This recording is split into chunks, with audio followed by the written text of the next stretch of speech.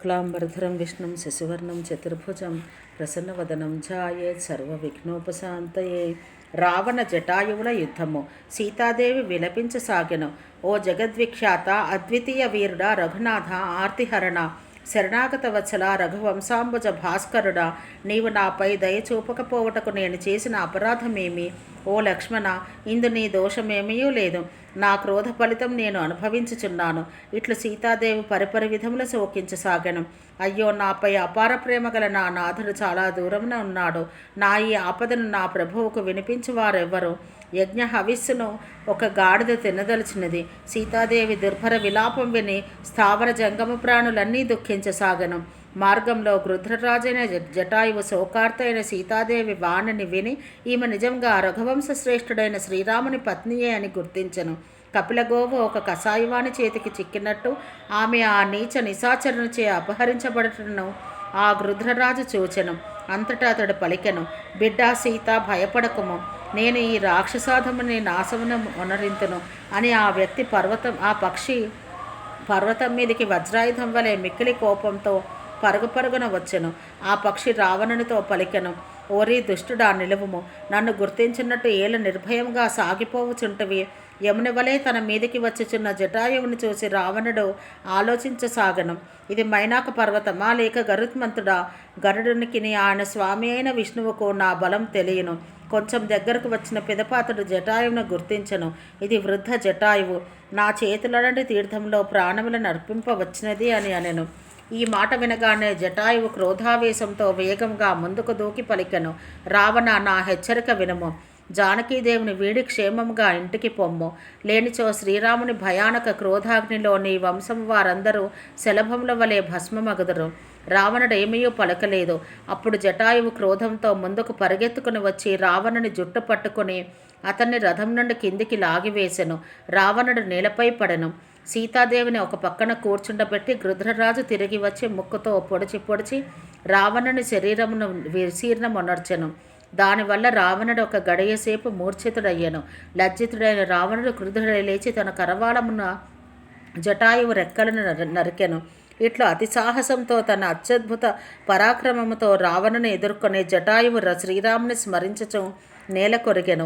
పిదప సీతాదేవిని రథంపై కూర్చుండబెట్టుకుని రావణుడు భయాందోళనతో సాగిపోయెను. వలలో చిక్కిన లేడువలే సీతాదేవి విలపిస్తూ ఆకాశ మార్గాన పోవుచుండెను. మార్గమధ్యమున ఒక పర్వతంపై కూర్చుని ఉన్న వానరులను చూసి హరినామస్మరణ చేయిచు తన వస్త్రమును కిందికి పడవేశను. రావణుడు సీతాదేవిని తీసుకుని పోయి అశోకవనమున ఉంచెను. దుష్ట రావణుడు ఆమెను భయపెట్టి వివిధములైన ప్రీతివచనమును పలికియు సఫలుడు కాలేకపోయెను. అప్పుడు ఆమెను ఒక అశోకవృక్ష ఛాయలో రాక్షస స్త్రీల రక్షణలో ఉంచెను. మాయామృగం వెంట పరిగెత్తుచున్నట్టి శ్రీరాముని రూపమును మనసున ధ్యానిస్తూ సీతాదేవి హరిస్మరణ గావించుచుండెను. సీతాన్వేషణము. ఇచ్చట రఘునాథుడు తన తమ్ముడైన లక్ష్మణుడు ఎదురుగా వచ్చుట చూసి బాహ్యంగా చింతాక్రాంతుడైనట్టు కనిపిస్తూ, సోదరా, జానకిని ఒంటరిగా వదిలి నా ఆజ్ఞను ఉల్లంఘించితివా? వనములలో రాక్షసులు సంచరించుచూ ఉందరు. సీత ఆశ్రమంలో లేదని నా మనసు చెబుతున్నది అనెను. లక్ష్మణుడు శ్రీరామునికి పాదాభివందనమునర్చి చేతులు జోడించి పలికెను, ప్రభు, ఇందు నా దోషమేమీ లేదు. లక్ష్మణునితో కూడి శ్రీరాముడు గోదావరి తీరమున గల తన ఆశ్రమానికి చేరను.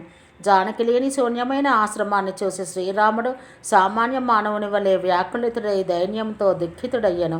ఓ సద్గుణ ఖని జానకి, రూపశీల వ్రత నియమాలచే పవిత్రమైన దానా సీత, నీవు ఎక్కడ ఉంటివి అని విలపించసాగను. లక్ష్మణుడు అన్నను అనేక విధముల ఊరడించెను. అప్పుడు ప్రభువు వృక్షలతాదులను కూడా అడుగుచూపోయెను. ఓ పశుపక్షులారా, భ్రమర సమూహములారా, మృగలోచన అయిన సీతను మీరెక్కడైనాను చూచితిరా?